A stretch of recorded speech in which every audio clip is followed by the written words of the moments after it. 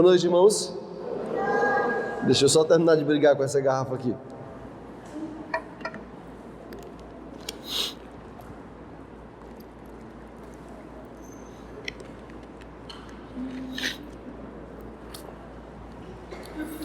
Pois bem, deixa eu pedir logo perdão de uma vez por todas, das vezes que eu vou tossir, que eu vou me assoar, que eu vou fungar, que eu tô meio baqueadão aqui, tá certo?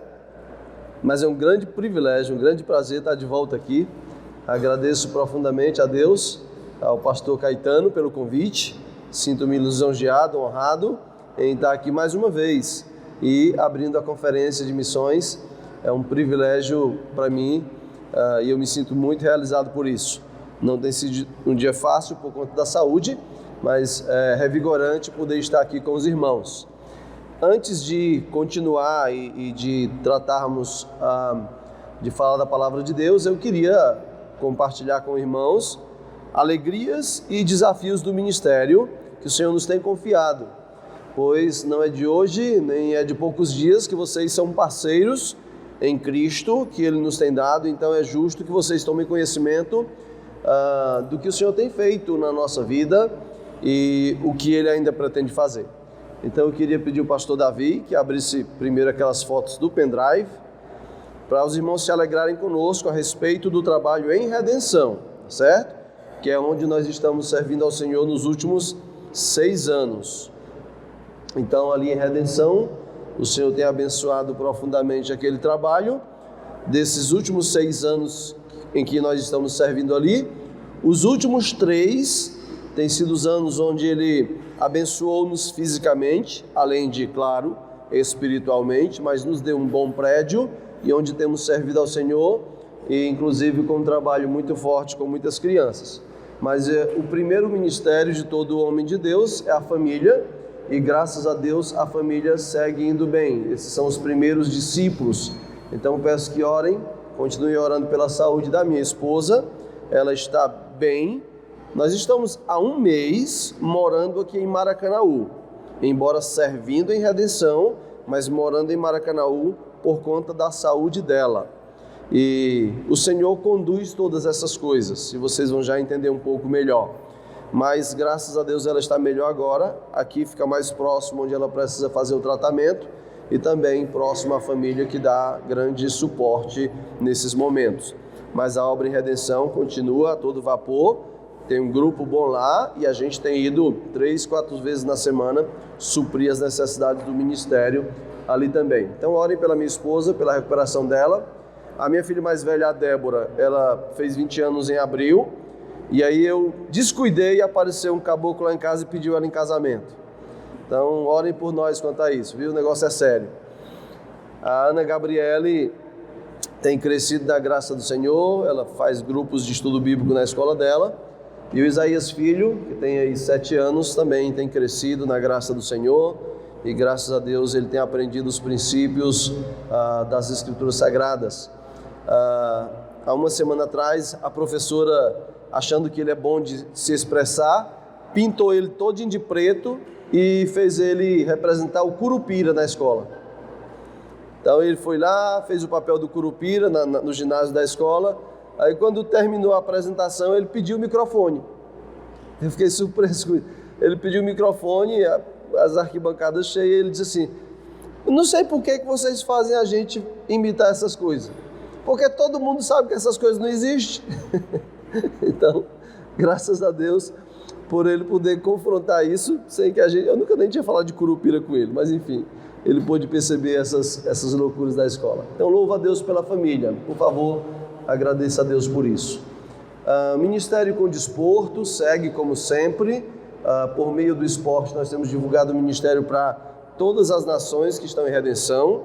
Lembrando, nós temos lá brasileiros, cabo-verdianos, guineenses, moçambicanos, santomenses e timorenses. Então, toda noite nós temos acesso por meio do esporte a uma nação dessa e o evangelho tem sido disseminado. Esse senhor de camisa listrada, ele tem crescido muito, ele veio do movimento dos Mormons, ele era um dos conselheiros do bispo, e dos mormons da região, e tem aceito o Evangelho de Cristo, e já há mais ou menos um ano tem crescido muito na graça do Senhor. Então louvamos a... Esse que está com ele é o cabo que foi lá em casa pedir a mão da minha filha. Tira logo essa foto aí. Certo. Tudo bem. E aí são os irmãos no momento de treinamento de evangelismo, tá certo? Davi, essas fotos aí já são suficientes. As demais seria mais para apresentar ministério de criança, essas coisas. Então vai ficar muito demorado. Mas olha só. Pode ser. Esse cidadão chama-se Dionísio Pereira. Ele é ministro de uma nação. Ministro de Esporte e Juventude do país de Guiné-Bissau. Por que eu estou apresentando este cidadão? Por que eu estou apresentando este senhor, essa autoridade em Guiné-Bissau? Aquelas outras que estavam próximas a essa daí, meu irmão. Isso. Ele é aquele que está lá, de camisa vermelha. Está meio escura a foto, mas ele é aquele que está lá, certo? Aquele é ele. Isso aí foi o nosso primeiro retiro de jovens que nós fizemos há 4 anos atrás. Mais uma foto, pastor Davi, por favor. Pronto. Ele é aquele de camisa branca que está ali em um dos nossos cultos quando a gente chegou em Redenção. O que eu estou querendo dizer com isso? Quando nós viemos de Cabo Verde para a Redenção, nós pedíamos ao Senhor que nos desse jovens, que ganhássemos para Cristo aqui e que eles voltassem para suas nações com o Evangelho para influenciar suas nações. Dionísio é um desses. Dionísio foi ganho por Cristo aqui no Ceará. Nós tivemos a oportunidade de influenciá-lo, de ajudá-lo. Ele trabalhou conosco lá e hoje é um ministro de Estado em uma nação africana. A obra em Redenção tem esse potencial, e não só potencial, já que a gente está vendo agora que é uma realidade. Então, orem por essa ramificação, por essa visão da obra ali em Redenção, para que o Senhor continue fazendo isso. Os jovens estão voltando já. Chegamos lá em 2013, vários já voltaram, voltando com a semente. Semana retrasada voltaram 3 jovens moçambicanas que vieram aqui, experimentaram o Evangelho de Cristo, foram salvas e voltaram agora para a sua nação. Então lembrem de orar por esta visão ligada ao Ministério de Redenção. Obrigado, pastor. E por fim, uma notícia bem fresquinha, bem nova, tá certo? A minha oração é que daqui a alguns dias tenha outra bandeira aí na parede, viu, pastor Caetano? Essa daí. Essa é a bandeira do país chamado Guiné Equatorial. É o único país de fala espanhola na África, no continente africano. E essa semana eu e minha esposa fomos desafiados a orar por esse país. A missão que é abrir esse país para o Evangelho. E nós estamos orando por isso, e foi essa semana, então eu não falei disso em nenhum lugar, vocês são os primeiros a ficarem responsabilizados de orar por isso. Estamos planejando uma viagem para conhecer o país no próximo ano, que Deus conduza tudo isso, porque envolve o Ministério em Redenção, envolve questões familiares, a filha que vai casar, envolve a obra do Evangelho chegando nesse país, que é um pouquinho mais longe. Bota aquele mapa lá, por favor, pastor. Pronto. Onde é que fica a Guiné Equatorial? Pronto. Pastor, bem aqui onde está o meu dedo, ó. Pronto, aqui, ó. Guiné Equatorial. Cabo Verde, onde eu estive 4 anos, é aqui. Agora vamos ter que descer tudo isso até aqui, Guiné Equatorial. O único país africano que fala espanhol. Envolve isso também. Espanhol não é uma língua tão difícil, mas a gente arranha. Então vamos precisar nos capacitar com isso. Então, por favor, orem pela obra em Redenção, que o Senhor mande obreiros para lá, para continuar a tarefa, que o Senhor nos abençoe nas questões familiares e nas questões da Guiné Equatorial. Que o Senhor dê todas as coisas, certamente Ele há de dar, Ele nunca falha com isso. Que Ele nos dê coragem de fazer a sua obra avançar. Obrigado, pastor. Já não somos mais tão jovens, já não há mais tanto vigor, mas ainda dá para ir dar um outro esforço mais longe. Esse mês eu completei 20 anos de vida, 26 anos de vida, e no próximo mês eu completo 44 de existência. Então, inclusive quem viu no Facebook, não se espante não, é porque eu comemoro a vida e não a existência. Eu nasci nesse mundo há 44 anos, mas eu vivo há 26. Então, ainda tem fôlego, ainda dá para ir levar o Evangelho de Cristo um pouco longe. Então, eu queria que orassem por isso, pela minha família, recuperação de saúde, pela obra em redenção, que o Senhor confirme essas questões, enviando obreiros para lá, e a própria questão de Guiné Equatorial, tá bom? Podemos orar por isso agora, né, pastor? Vamos ficar em pé, depois disso os irmãos vão estar mais tempo sentados.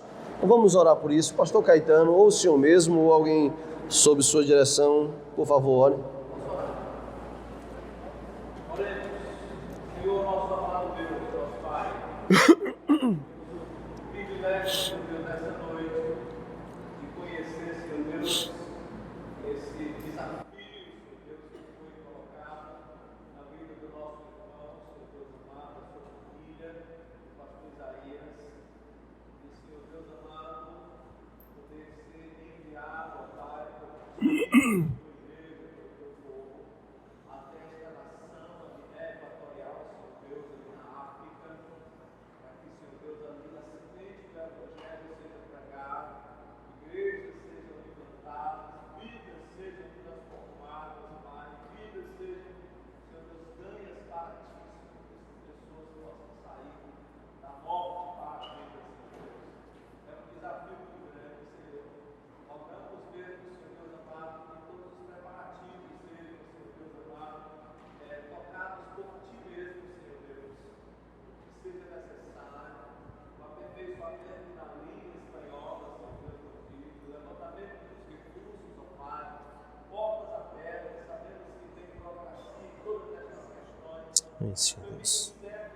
Para seguir, porque sabemos que tem muitas coisas, ó Pai, que atrapalham, que o inimigo também, quando vê, Senhor Deus, essas coisas acontecendo no meio do povo se arrestando para a batalha espiritual, o inimigo também, Senhor Deus amado, se equipa lá do outro lado. Nós rogamos que o Senhor derrube por terra esse inimigo, Senhor Deus amado, e viabilize, Senhor Deus, esta obra sempre.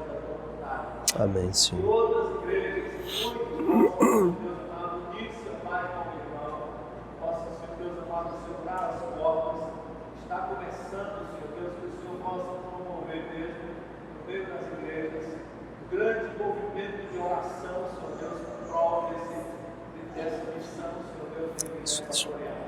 Levanta, Deus, Pai, peço que senta a tua vontade, Pai, muitos estarão orando, Amém, Senhor. muitos, Pai, Pai, contribuir e até, Senhor Deus, acompanhar, Senhor Deus, amém. Nessa grande tarefa. Pedimos assim, Senhor Deus, em nome de Jesus. Amém. Amém. Podem assentar-se. Vamos refletir nessa noite a respeito da palavra do Senhor, ou na palavra do Senhor a respeito do tema proposto. O campo é o mundo. Irmãos, existe no mundo profissional, no mundo empresarial, um certo sistema de valores, uma hierarquia, uma escala de valores. E, por exemplo, quem trabalha numa pequena empresa do bairro, ele não tem o mesmo status que alguém que trabalha numa empresa multinacional, por exemplo. Alguém que trabalha numa multinacional, ele acaba gozando de um status social maior do que alguém que trabalha numa empresa do bairro ou numa empresa de uma cidade. Isso não tem nada a ver com o valor humano, mas tem a ver com questões sociais de status e recursos, enfim. Quando alguém diz eu sou funcionário da multinacional da Toyota, por exemplo, alguém que trabalha para Toyota, que faz os carros aí, Corolla e Hilux, Então, se ele trabalha, se ele é um representante dessa empresa em outras nações, ele goza de um status social muito grande. Ele é muito bem-vindo em muitos lugares, ele tem portas abertas em muitos lugares. Eu estou dizendo isso porque muitas vezes nós nos encantamos com essas questões e perdemos de vista que nós temos um status maior, nós temos um trabalho mais amplo, nós trabalhamos para uma empresa, entre aspas, que ela não é a empresa meramente do bairro, mas ela é uma empresa que normalmente parte do bairro para todas as partes do mundo. Estamos aqui na Jurema hoje, mas é uma igreja que tem abençoado essa obra em muitos lugares do planeta, como as bandeiras ali podem muito bem testemunhar. E agora acabamos de falar de outra, que essa igreja agora já começa a orar e certamente estará nessa luta conosco. Digo isso para que, começando essa mensagem, cada crente comece a ser relembrado do status da obra que o Senhor nos colocou. As Escrituras dizem em vários textos que nós somos chamados para ser cooperadores do Senhor. Somos chamados de embaixadores de Cristo, embaixadores do reino. Não tem nesse mundo, empresa nesse mundo que possa chegar aos pés desse status. Isso deve nos animar. Como eu disse, a minha saúde já não está mais essas coisas todas, não é só pela gripe não, é diabetes e outras coisas mais. A minha esposa passando por algumas situações, e é justamente nisso que o Senhor manda a gente olhar para outro país. Isso nos enche de alegria. O Senhor quer nos usar. As multinacionais vão dizer assim: ah, mas você tem um problema de saúde, vai sair mais caro para a empresa, vai ser arriscado para a empresa te enviar. Mas na obra do Senhor, o status é maior, o desafio é maior, o salário, os vencimentos, os ganhos são infinitamente maiores. E a obra do Senhor não dispensa ninguém que queira servi-lo. Não importa a idade, não importa a saúde, só importa se você quer honrar o Senhor de fato e de verdade nessa caminhada. A obra do Senhor não é a obra simplesmente de um bairro. A obra do Senhor é o mundo. O campo é o mundo. O campo é o mundo. Nunca descanse a sua mente. Nunca se deixe achar que a obra do Senhor é só aqui em Jurema. É de Jurema além. Aqui é o local onde vocês apontam para os demais lugares do mundo e atiram. Aqui é o quartel-general de vocês, onde se treina pessoas para ir, onde se prepara pessoas para sustentar, onde se ensina pessoas os valores da graça do Senhor em sustentar a obra dele por todo o mundo, por todo esse campo. O desafio é muito grande, irmãos. O desafio é muito grande. E quanto maior o desafio, mais nobre ele é, mais ousadia requer. Do que é que estamos falando quando dizemos que o campo é o mundo? Vamos lá. Olha só que tremendo desafio temos para nós aqui hoje. Quando falamos de mundo, estamos falando de 5 continentes, ou ultimamente alguns têm falado de 6 continentes, fazendo da Antártida um continente a mais. Estamos falando de mais ou menos 193 países. Estamos falando de mais ou menos 7.000 línguas reconhecidas. Estamos falando de mais ou menos, quase nesse momento, agora em abril de 2019, os dados chegaram na população mundial a 7,7 bilhões de pessoas. Alguns dizem que já devemos ter chegado em 8 bilhões de pessoas. E eu não sei se você consegue entender esse número, porque eu te confesso que eu não consigo pensar nele facilmente. Eu teria que sentar e ficar contando quantos zeros dá 8 bilhões. Mas dá para saber de uma coisa: é muita gente. É muita gente. E o Senhor diz: Olhe para os campos, eles branquejam. Leve o evangelho. O campo é o mundo. Igreja, levante-se e vá. Ore, sustente, trabalhe. O campo é o mundo. Os desafios são muito grandes. E quanto maiores os desafios, mais nobre é a tarefa. O desafio não é grande só por causa dos números que eu acabei de dar agora. Há uma outra causa que torna o desafio ainda muito mais pesado. Muito mais pesado do que os números. Que desafio é esse? Vamos para as Escrituras Sagradas. A Bíblia diz, através de Mateus, abra ali por favor. Olha só como o desafio é grande. Mateus capítulo 4.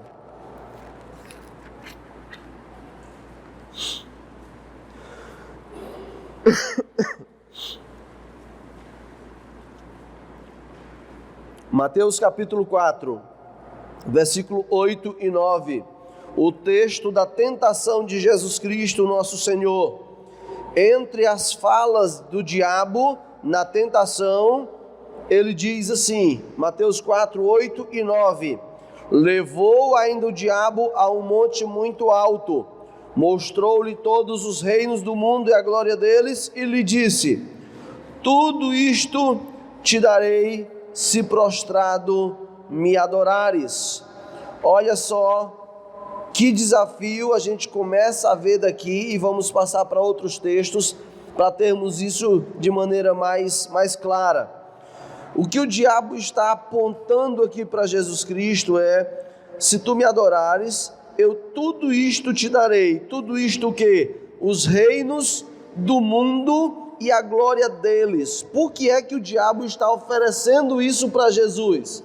Os reinos do mundo e a glória deles. O campo é o mundo. O diabo está dizendo: eu te darei todos os reinos do mundo. Olha Lucas 4, onde Lucas complementa-nos o que Mateus aqui nos disse. Lucas 4, 5 e 6. Lucas 4, 5 e 6. Diz assim a palavra do Senhor através de Lucas. E, elevando-o, mostrou-lhe no momento todos os reinos do mundo. Disse-lhe o diabo: dar-te-ei toda esta autoridade e a glória destes reinos, porque ela me foi entregue, e a dou a quem eu quiser. Eu li certo comentário que o diabo estava aqui falando de algo que não é dele, que não é de sua posse. Ele estava aqui tentando enganar Jesus Cristo. Mas é interessante que o próprio Jesus não diz isso para ele. Por que Jesus não diz: por que você está me oferecendo o que não é seu? Por que você está tentando me enganar? Há um desenho bíblico infantil onde no desenho colocaram essa fala, onde Jesus diz assim: por que você está me dando o que não é seu? Você não pode me dar o que não é seu. Mas na Bíblia Jesus Cristo não rebate. Jesus Cristo continua o diálogo. E o que nós temos pelo restante das Escrituras nos leva a entender que, embora o mundo não é do diabo por direito, mas alguma coisa neste mundo lhe foi entregue por algum motivo, como ele diz aqui: ela me foi entregue. Se não, vejamos João 12 e 31. João 12 e 31. Olha o que é que Jesus Cristo diz nesse texto.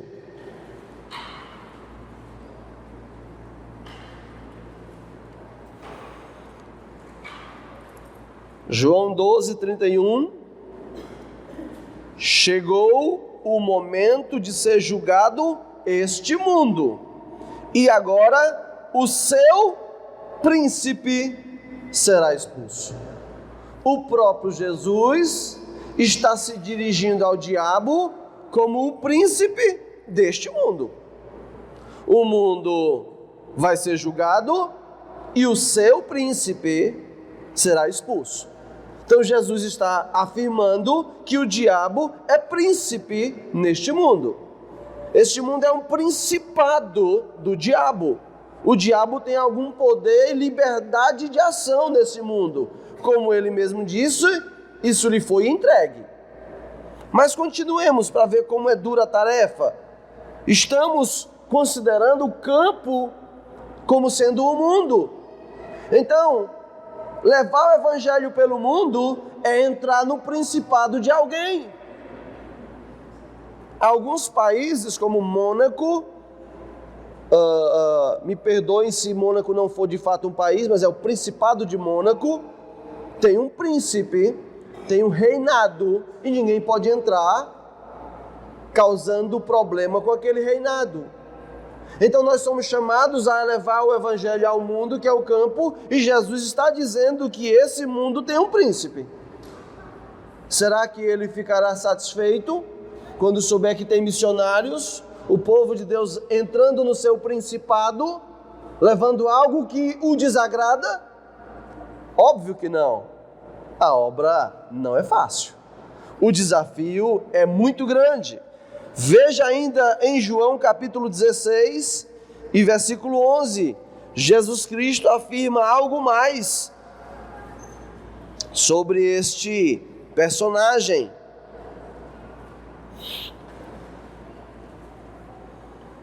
João 16, 11, falando que o Espírito Santo, quando vier, vai convencer o mundo do pecado, da justiça e do juízo, no verso 8.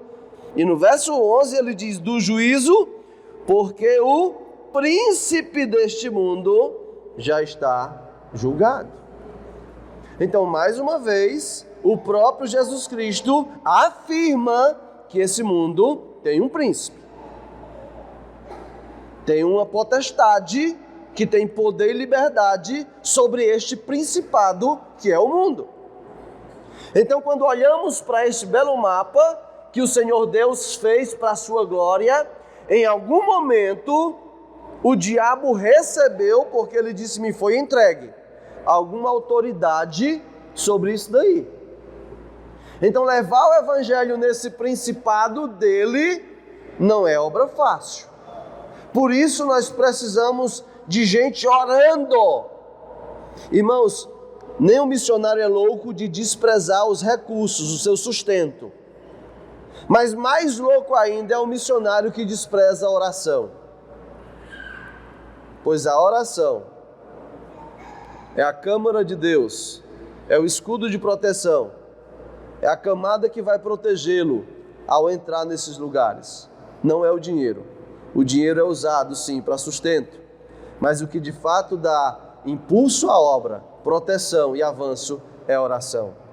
Porque há um príncipe, há uma potestade, há um poder e uma autoridade que recebeu, embora temporariamente, mas recebeu algum poder sobre esse principado, sobre o campo que é o mundo. Não acabou ainda.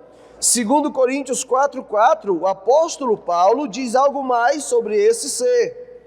2 Coríntios 4:4.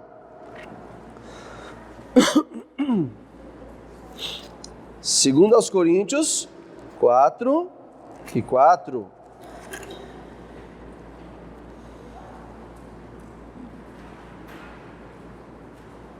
O apóstolo Paulo, sob inspiração divina, escrevendo um texto inspirado, ele diz, nos quais, falando aí dos incrédulos, nos quais o Deus deste século cegou o entendimento dos incrédulos, para que eles não resplandeça a luz do Evangelho da glória de Cristo, o qual é a imagem de Deus. Paulo agora diz que há um outro ser, que ele também chama de Deus. E talvez alguém diga, mas é um Deus com D minúsculo. Deixa eu lhe dizer que isso aqui é um arranjo do português.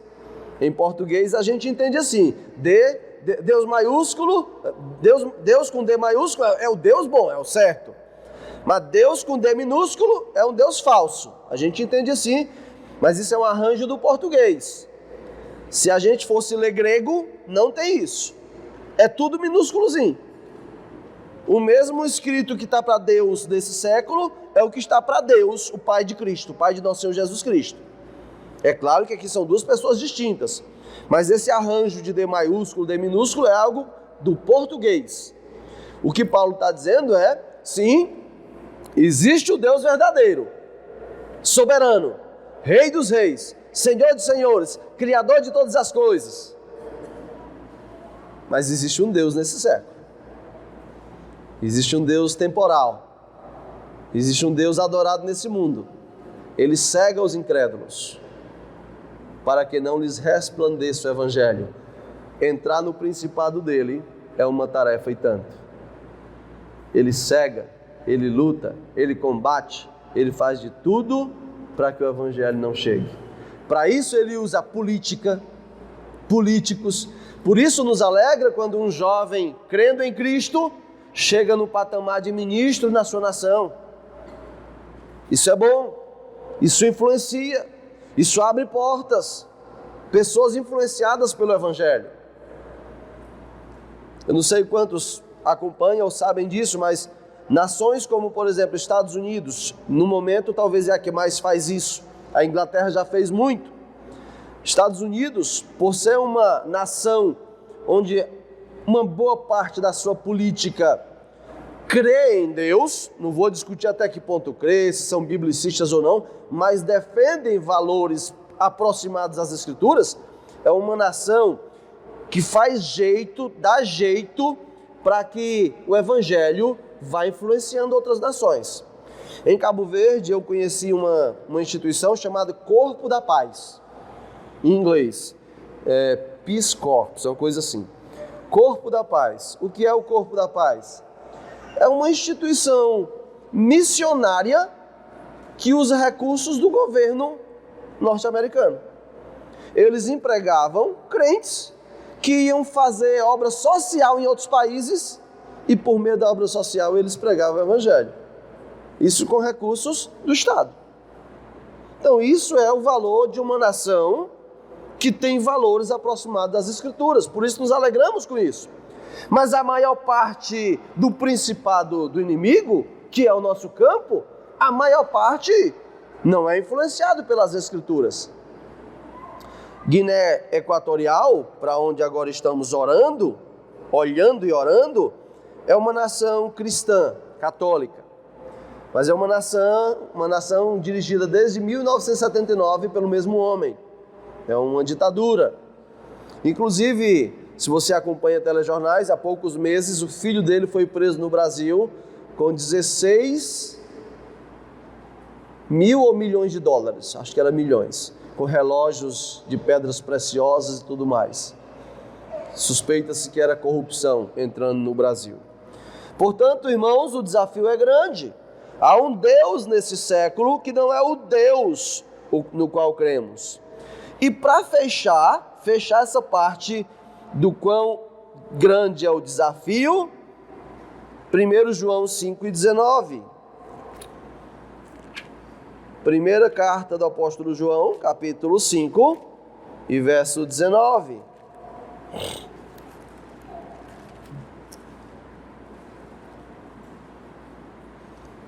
Primeiro João 5,19, o apóstolo João escreve sob inspiração a seguinte verdade: sabemos que somos de Deus e que o mundo inteiro jaz no maligno. O mundo inteiro jaz. A palavra jaz tem a ver com estar deitado sobre algo, está descansando nas mãos de alguém. O texto sugere que o mundo está nas mãos dele. Ou seja, irmãos, não é fácil a tarefa, não é fácil a obra. Por esse motivo, irmãos, nós devemos compreender, ter dó, quando um descrente, ele não entende uma igreja, não entende a vida de um crente. Porque, logicamente falando, irmãos, logicamente falando, uma igreja não faz sentido. Não faz sentido nesse mundo. Os textos que nós agora lemos indicam que nós estamos em território inimigo. Mesmo aqui na Jurema, mesmo no Ceará, mesmo nesse Brasil livre. Porque é o mundo inteiro que jaz no maligno. Não é só os países islâmicos. É o mundo inteiro. Ou seja, uma igreja é um grande milagre. Uma igreja se manter, se sustentar, avançar, crescer, é um grande milagre. É mais ou menos como um gato conseguir morar dentro de um canil. Imagine um canil, um monte de cão feroz. Aí vai um gato, entra e consegue morar lá dentro. A igreja de Cristo tem uma obra grande por fazer. O campo é o mundo. Mas essa obra é um tremendo desafio. Primeiro, pelos números. Segundo, pela verdade de que esse mundo tem alguém que, por enquanto, tem muito poder e autoridade ainda sobre esse mundo. E ele não vai querer dividir e compartilhar os valores desse mundo com o Evangelho de Cristo, que nós devemos levar. O desafio é grande. O desafio de orar por isso. O desafio de manutenção para isso. O desafio de pessoas que vão enfrentar essas barreiras é grande. Se o desafio é grande, que tremenda solução há de Deus para o desafio. Vamos falar agora sobre qual é a solução de Deus para esse grande desafio. Primeiro, Mateus capítulo 5.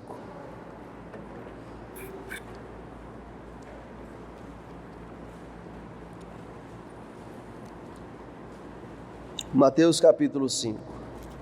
O campo é o mundo, tá bom. As dificuldades são grandes, os números são tremendos.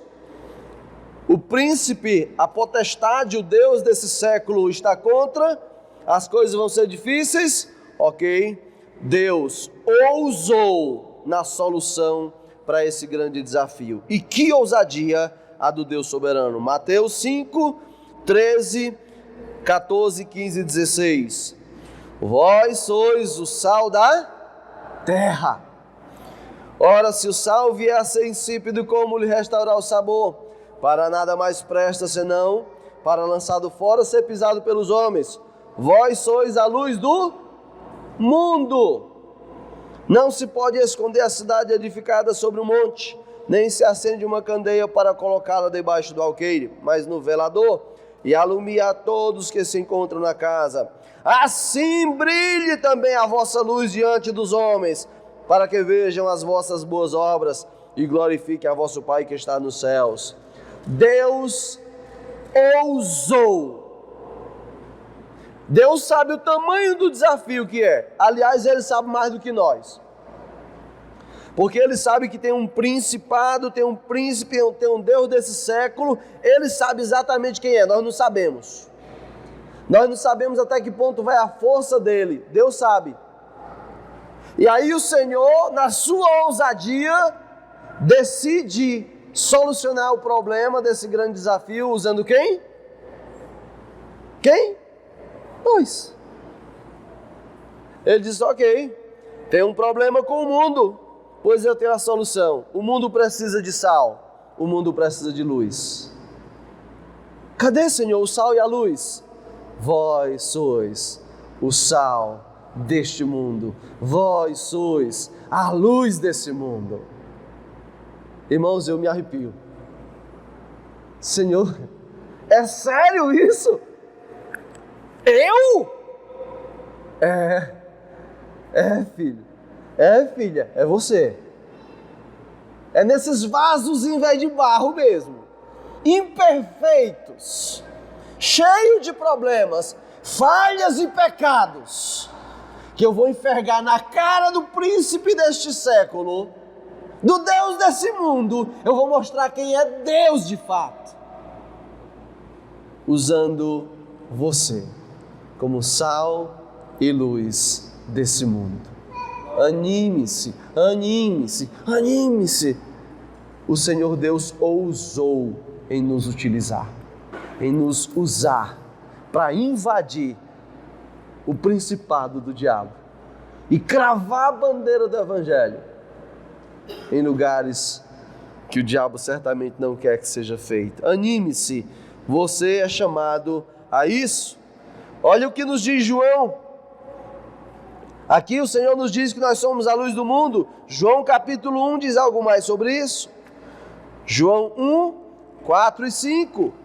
Nós somos a luz do mundo, ok? O que mais podemos retirar disso? Dessa verdade eterna.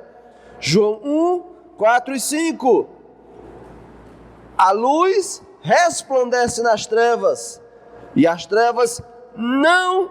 Aliás, versículo 4. A vida estava nele, e a vida era a luz dos homens. A luz resplandece nas trevas, e as trevas não prevaleceram contra ela. Aqui está se referindo a Jesus como a luz. Mas lá em Mateus, Jesus diz assim, ok, a luz é vocês agora. Eu passei o bastão para vocês. Eu estou dando a vocês vida e luz. Não se turbe o vosso coração, eu vou, mas eu vou mandar outro. Esse outro é eu mesmo. A luz agora é você, está em você, use-a. Amados, eu não sei qual o nível de convicção que você tem. Convicção é algo que cada um de nós vai ter num certo patamar. Mas a minha esperança é que as nossas igrejas, os nossos crentes, tenham um nível de convicção cada vez mais alto e cada vez mais crescentes a respeito do que é que Deus fez na sua vida. Ele fez uma obra tremenda. Ele tirou você das trevas e levou para a maravilhosa luz. Tirou seus pés do tremedal de lama e fixou ele na rocha firme. Ele tirou-nos da morte para a vida. Ele nos ressuscitou. Ele transformou-nos de trapos, de pessoas que caminhavam para o inferno, e transformou-nos em filhos da luz. Há tantas coisas que podem ser ditas a esse respeito, que tudo isso precisa elevar o nosso nível de convicção. Isso tem o potencial de tirar de nós qualquer receio e qualquer dificuldade do tipo, mas eu não posso fazer isso porque eu não tenho dinheiro, eu não posso fazer isso porque eu não tenho idade, eu não posso fazer isso porque eu não tenho saúde. Se você nutre no seu coração as verdades que o Senhor diz que você é, então você pode ir mais longe. Há um principado, há forças querendo impedir. Mas onde o Senhor já nos tem levado? Olha lá as bandeiras, onde tem um bocado de cabecinha chata do Ceará. Em Cabo Verde, pastor Fábio Brito, com a sua família Eliane. Olha lá a Venezuela, pastor Fernando Mafras. Olha lá na Bolívia, Cris Elite e Duda. Olha lá em Portugal, um monte de cabeça chata que a gente está mandando para lá. Pastor Wesley, pastor Adil. Olha no Timor-Leste, do outro lado do mundo, Ronaldo Fernandes com a sua família Leilane. Olha lá, olha lá. Isso não está em nós. Isso foi o Senhor que fez. Agora, se Ele colocou em nós, espantemos o medo e sejamos ousados. Vós sois. Vós sois. Há trevas nesse mundo, nesse principado? Ok. Qual é a solução para trevas? Luz. Vós sois a luz do mundo. Ainda tem mais. Mateus capítulo 13. Praticamente é aqui que a gente vai terminar. Mateus capítulo 13. Jesus Cristo conta uma parábola do joio e do trigo. Mateus 13 e 24.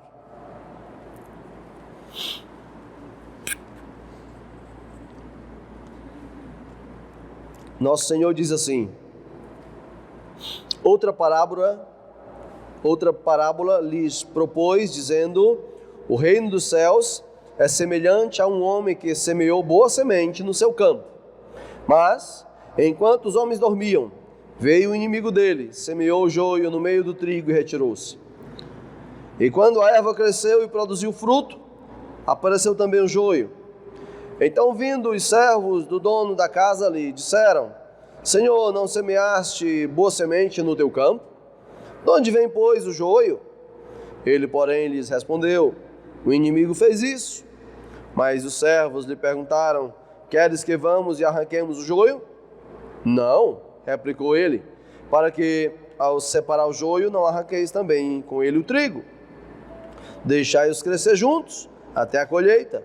E no tempo da colheita direi aos ceifeiros: ajuntai primeiro o joio, atai-os em feixes, para ser queimado, mas o trigo recolhei-o no meu celeiro.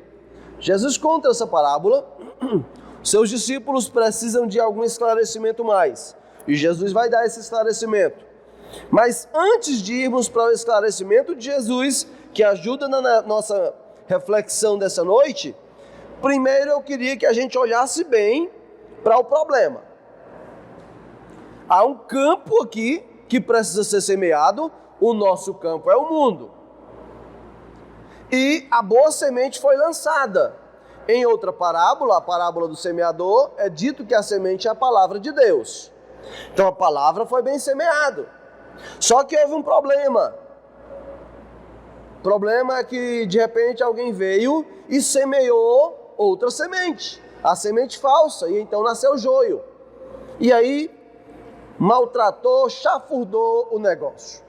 Agora, irmãos, estamos falando de uma parábola e queremos fazer a aplicação na semeadura que queremos fazer no mundo. Nessa parábola tem um problema. Mas o problema nessa parábola, o problema primeiro, a raiz do problema não é o joio. O joio entrou como um problema oportunista no problema real. Qual foi o problema? Versículo 25. Mas, enquanto os homens dormiam. Se os homens não tivessem dormido, o inimigo não teria entrado. Amados, nós temos uma grande obra, um campo para semear. Vamos acordar. Porque um dos problemas é a nossa lentidão, é a nossa dificuldade em avançar, em fazer força nas coisas de Deus, em investir nela, em orar de verdade. Nós temos passado a Igreja de Cristo, de uma maneira geral, como eu não estou aqui toda reunião, eu não posso falar da Igreja de Jurema, vocês que têm poder e autoridade para isso. Mas de uma maneira geral, a Igreja de Cristo está dormindo no que diz respeito à oração, por exemplo. Em muitas igrejas, as reuniões de oração estão morrendo. Enquanto os homens dormiam. Em muitas igrejas, momentos de estudo bíblico, escola bíblica, está morrendo. Enquanto os homens dormiam. Meus irmãos, a palavra homens aqui pode muito bem ser aplicada de maneira generalizada. Enquanto os crentes dormem, a igreja perde. Deixa de avançar, perde na santidade, descuida dos filhos. Mas eu queria usar a palavra no sentido de que ela foi traduzida aqui literalmente, homens. E eu me dirijo aos homens dessa amada igreja. Homens, é enquanto você dorme que a sua família perde. Nós estamos vivendo dias complexos no mundo. No Brasil não é diferente, no Brasil é mais forte do que em muitos outros países do mundo, no que diz respeito a questões morais, por exemplo. Nossos filhos estão sob ataque intenso Sabe o que é que facilita o ataque das trevas nos nossos filhos? Pastor, o que é que tem a ver o senhor falar de filhos? É sobre missões. Daqui a pouco eu e você vamos passar. Quem é que vai ficar para a próxima geração de missionários? Não é nossos filhos? Então nós precisamos pensar neles. Falar de missões é tomar cuidado com nossas crianças.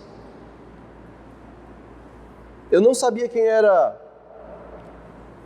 eu acho que o nome é esse, Felipe Neto. É Neto? Felipe Neto, esse indivíduo que está agora na mídia aí. Quer dizer, está agora não, eu fiquei sabendo agora, mas soube que é já há algum tempo. Que comprou 14 mil livros sobre homossexualismo, e direto ao ponto. Certo? Sobre ideologia de gênero. Comprou para doar na Bienal do Rio de Janeiro. Comprou 14 mil livros para doar. Doar para quem? Para crianças. Os livros são revistas em quadrinho, onde tem heróis homossexuais se beijando. Aí sabe o que eu descobri falando disso com alguns irmãos? Uma irmã muito querida, ela disse assim: pois é, pastor, agora que eu soube disso, eu não deixo mais minha filha assistir ele não. E eu disse: você deixava? Porque o indivíduo que fez isso agora, não é possível que foi de ontem para hoje que ele decidiu fazer isso. Eu nunca o assisti, mas eu tenho certeza que se eu for ver os vídeos dele, já tem essas coisas embutidas por lá. Sabe por que isso acontece? Enquanto os homens dormem. Porque dá trabalho, né? Chegar em casa do emprego cansado e ainda até que ensinar a Bíblia para um filho, dá trabalho, é cansado. Eu sei. Nem sempre fui pastor. Mas é um trabalho que tem que ser feito. Não tem como negociar. Não dá para terceirizar. Enquanto homens dormem, a igreja perde, o joio entra, o lar sofre, nossas crianças se perdem. Enquanto os homens dormem, acordem. Acordem, homens. Acordem para a oração. Acordem para o estudo bíblico. Acordem para as coisas sérias do reino. Nós temos um reino para avançar. Nós temos um principado para atacar. Nós temos uma bandeira para cravar no coração dos homens. Homens que dormem não vão conseguir fazer isso. Enquanto os homens dormem, não é possível avançar. Versículo 36, o Senhor vai explicar a parábola para os seus discípulos. Diz assim a palavra do Senhor: então, despedindo as multidões, foi Jesus para casa, e chegando-se a ele os seus discípulos, disseram: explica-nos a parábola do joio do campo. E ele respondeu: o que semeia a boa semente é o Filho do Homem. O campo é o mundo. Agora, meus irmãos, aqui tem algo que, de novo, a ousadia de Deus. O campo é o mundo. A boa semente é o quê? São os filhos do reino.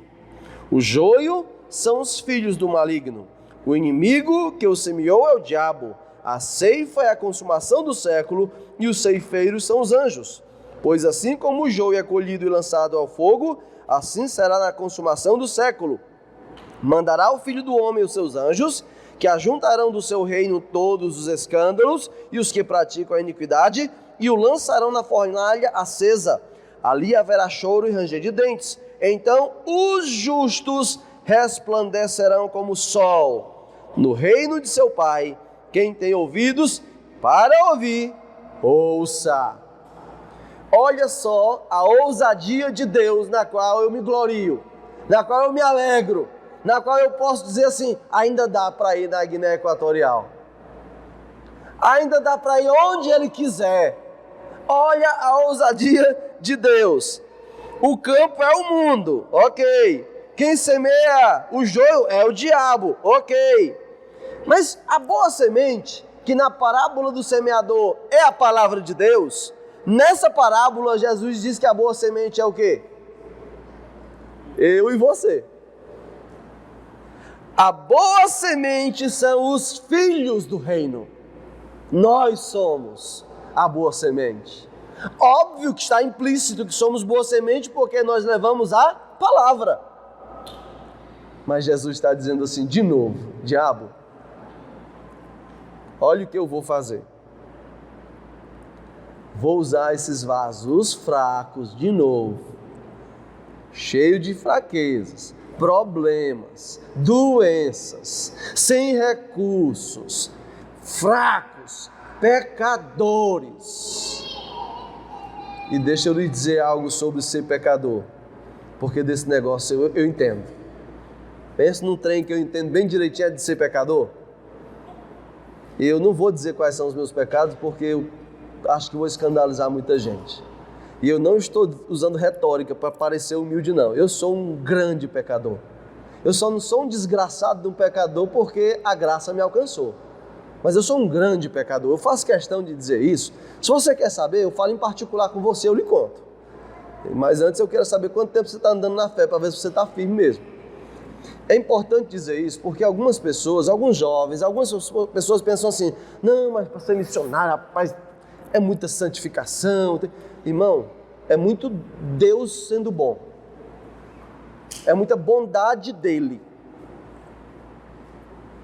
Como disse Paul Walsh, chorando, ele disse, servir ao Senhor. Homens que se levantam para servir ao Senhor, mulheres que se levantam para servir ao Senhor, é gente que entende de pedaço, é gente que entende de bagaço, é gente que entende de quebraduras.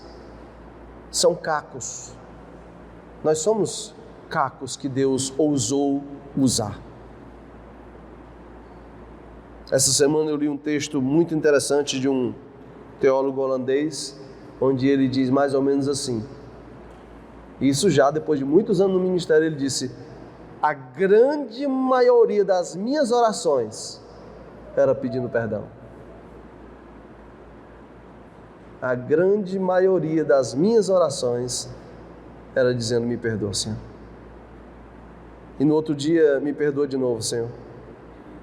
E na outra hora, me perdoa de novo, Senhor. Como disse Jonathan Edwards, no seu livro As Firmes Resoluções de Jonathan Edwards, ele disse o seguinte, que deveria valer para todo crente. Ele disse, todos os dias, no final do meu dia, eu vou avaliar quanto foi que eu cresci em santidade, quanto eu lutei contra os meus pecados, e eu vou tentar perceber o quanto eu venci os meus pecados.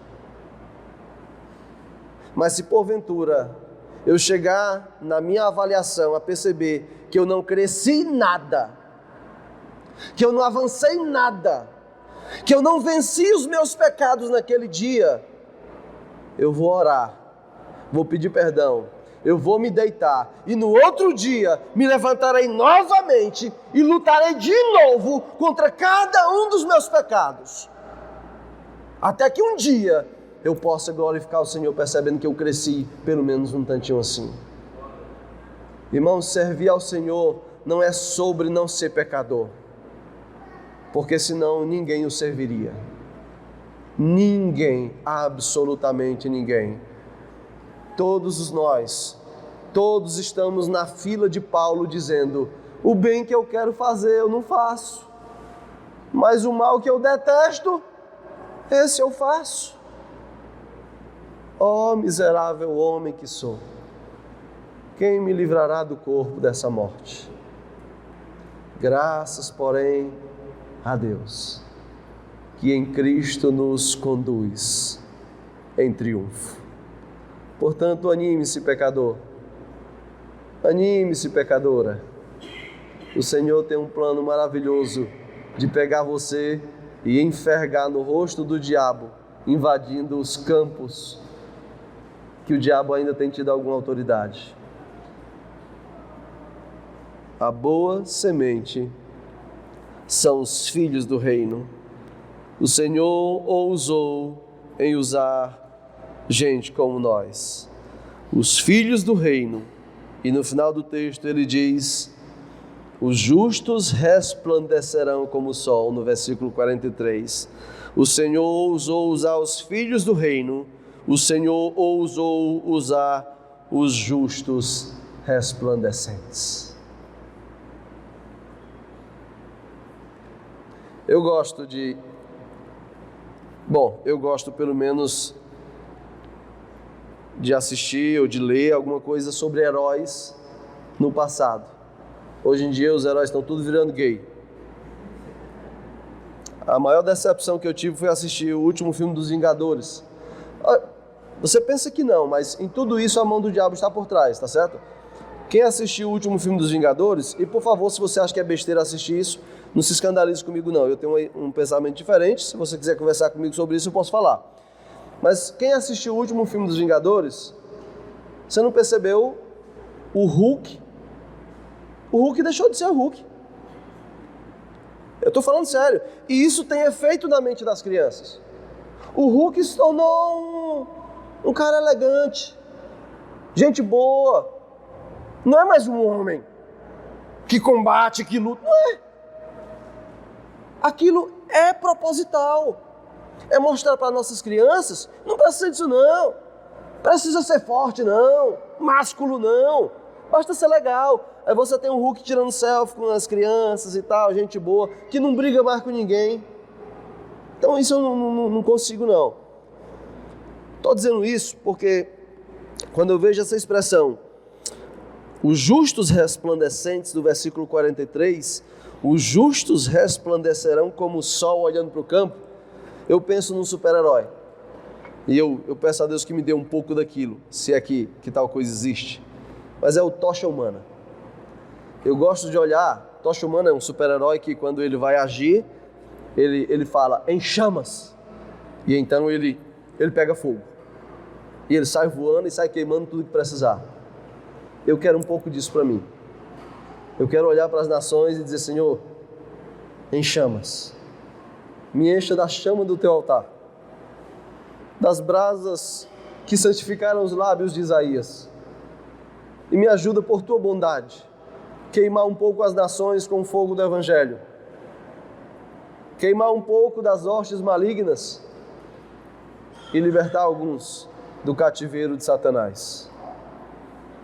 Porque eu sou, por tua bondade e graça, um dos justos resplandecentes. Daqueles que brilham como a luz do sol, refletindo a luz do sol que Jesus Cristo é. Portanto, amada igreja, Jesus Cristo sabe que nos deu uma grande tarefa, um grande desafio, tanto pelos números como pelo inimigo, o príncipe deste mundo. Mas ele é ousado e ele apresenta a solução. A solução é: eu vou usar você. Eu vou usar cada um de vocês. Eu vou usar vocês como sal, como luz, como semeadores, como filhos do reino, como justos resplandecentes. E eu termino lhe dizendo, sabe o quê? Que a Bíblia já diz que isso vai dar certo. Louvado seja o Senhor. Faz uma coisa, Deus não erra. Se fazer a obra do Senhor fosse algo que Ele dissesse assim: olha, vamos lá, vou ver aí o que é que vai dar. Eu sou poderoso, eu acho que eu vou conseguir fazer esse negócio dar certo. Mas se envolver com a obra do Senhor, é algo que não pode dar errado. Pois aquele que mandou disse: eu edificarei a minha igreja.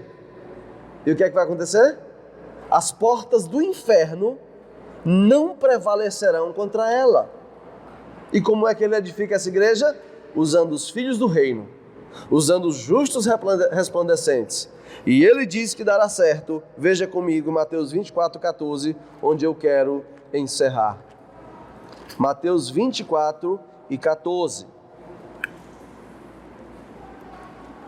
É um texto que se situa na explicação que Jesus dá sobre os dias de tribulação por vir. Portanto, alguns teólogos defendem que ele não se aplica a nós. Tudo bem, eu não vou questionar isso nesse momento, não é o meu foco. Mas quer seja na nossa época, quer não, a obra que será feita é a mesma. Por isso eu vou usar o texto como uma prova de que dará certo. Porque aqueles, mesmo que não sejamos nós, aqueles que vão fazer essa obra, vão fazer em continuidade aquilo que o Senhor já nos usou para fazer. Mateus 24:14 diz: e será pregado este evangelho do reino por todo o mundo. O campo é o mundo, por todo o mundo, para testemunho a todas as nações. Então virá o fim. O texto é uma promessa. Será pregado. Será. Cada nação vai ouvir o evangelho. E nós temos a alegria, irmãos, de dizer assim: eu participei. Sabe, a gente vê, às vezes até nossos jovens se empolgam com alguma programação, alguma coisa, e aí, eu estive lá, eu participei. Missões é essa obra que merece dizer: eu estou lá, eu participo. Olha, Senhor Deus querido, onde é que estamos? Ajuda-nos a avançar. Porque essa é a obra que dará certo. Será pregado este evangelho do reino por todo o mundo para testemunho a todas as nações. Nenhuma ficará de fora. Amém? Diz o livro de Apocalipse que diante do trono estarão toda língua, cultura, povo e nação. E nós entre eles. Não somente como alcançados que fomos, mas segundo Deus tem nos abençoado, também como aqueles que foram usados para alcançar outros. Amém? Que o Senhor te use como sal e luz que Ele disse que você é. O povo de Deus, com o Evangelho de Deus, semeará esse campo que é o mundo, até que Ele volte. Senhor nosso Deus, nós queremos Te louvar, Te agradecer, bendizer o Teu poderoso nome, porque o Senhor nos deu uma tarefa tremenda, muito maior do que todos nós juntos. É uma tarefa enorme, pelos números dela. É uma tarefa enorme, pelas dificuldades que se apresentam para que nós possamos cumpri-la. Há um inimigo forte que está no meio do caminho entre nós e a tarefa. O nome dele é tentador, o diabo, Satanás, inimigo das nossas almas, príncipe desse século, Deus desse mundo. Ó Senhor Deus querido, que obra! É extensa, mas não é mais profunda do que a tua ousadia, Senhor. Ó Deus, ó profundidade da riqueza, tanto da sabedoria como do conhecimento de Deus. Tu és tremendo, Senhor, Tu és tremendo. Tu ousaste usar homens e mulheres como nós, e está fazendo o Seu reino avançar sobre essas trevas, sobre esse mundo.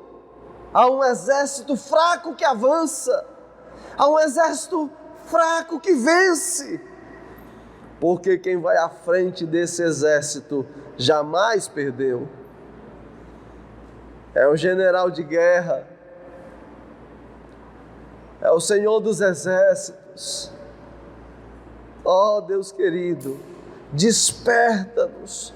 Não deixa, Deus querido, que missões sejam um momento ou uma onda que o Teu povo vai surfar de vez em quando, mas que missões seja, Deus, de fato e de verdade, o ambiente, o clima, que seja o propósito sempre da Tua igreja, enquanto aqui estiver, até que o Senhor venha.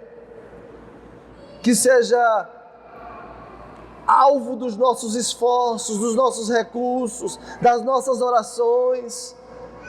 Acorda, Deus, o teu povo, pois enquanto os homens dormiram, o inimigo semeou o joio. Enquanto o teu povo dormir, Deus querido, a obra perde, as famílias fraquejam e torna-se mais difícil de avançar. Senhor Deus, eu te peço pela igreja bíblica aqui em Jurema, que reuniu-se nessa noite para a abertura de uma conferência de missões que vai até o fim de semana. Ó Senhor, confere então o teu povo. Que seja tu, Senhor, o conferidor.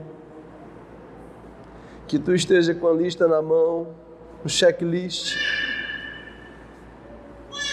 E que no final, por tua graça, Deus querido, certamente vai perceber onde o teu povo tem falhado, mas nós já te conhecemos, por tua graça, no final tu vais carimbar o checklist e vai dizer, ok, é esse povo aqui mesmo que eu quero usar. É esses pecadores aqui mesmo. Eu vou acordá-los, eu vou impulsioná-los, porque é com esse povo que eu vou avançar o meu evangelho por este campo que é o mundo. Não por nós, Senhor, não por nós, mas por tua glória nos usa. Não por nós, Senhor, não por nós, mas por causa dos outros pecadores que ainda não experimentaram a tua graça bendita. Usa-nos. E no final, Senhor, faz só um pouquinho, me permita a ousadia, Pai, faz só um pouquinho por nós, para que nós sintamos a alegria, o gozo de viver isso e saber que estamos vivendo isso, para que naquele grande dia, esperado dia, quando miríades e miríades de perdidos estiverem te adorando, lá na eternidade, Senhor, nós sejamos agraciados também, quando encontrarmos com irmãos que nós nunca conhecemos aqui na terra, mas que nós contribuímos com a salvação deles, orando, contribuindo, enviando gente para ir lá pregar. Ó Senhor Deus, não há maior gozo para uma igreja do que imaginar aquele dia. Em nome de Cristo eu te peço que esse gozo, a Igreja Bíblica da Jurema, continue vivendo cada vez mais. O gozo de saber que por seu intermédio, por suas ações, o Todo-Poderoso está salvando vidas. Abençoa a direção dessa igreja, cada membro. Em nome de Cristo Jesus eu oro. Amém.